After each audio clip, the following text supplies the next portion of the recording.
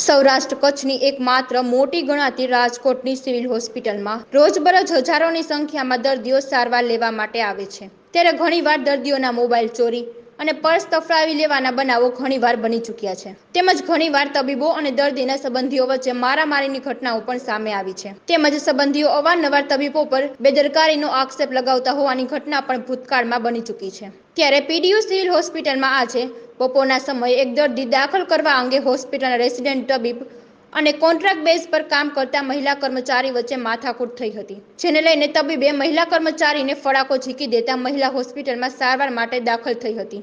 તેમજ આ ઘટનાને પગલે કોન્ટ્રાક્ટ બેઝ પરના તમામ કર્મચારીઓ હડતાલ પર ઉતરી ગયા છે અને તબીબ વિરુદ્ધ કાર્યવાહી કરવાની માંગ કરી।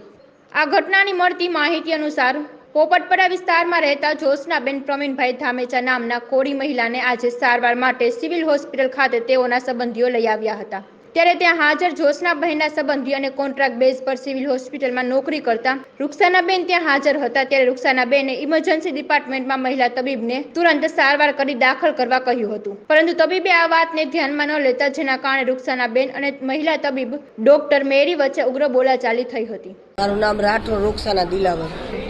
અમારે પેશન્ટને સારવાર નહોતી મળતી, એના માટે મગજમાર થઈ, ડોક્ટર હારે ઝપાઝપી થઈ,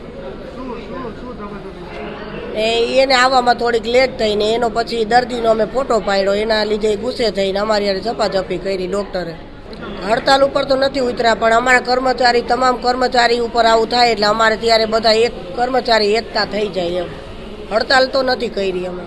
અમારી માંગ હતી કે એમને સસ્પેન્ડ કરો અથવા તો એમને છે ને બીજે રિફર કરો, સિવિલમાં ના હોવા જોઈએ। આ તો એ સાહેબે કીધું કે અમે નક્કી કરીશું, બધું કરશી તમે કીધું એમ।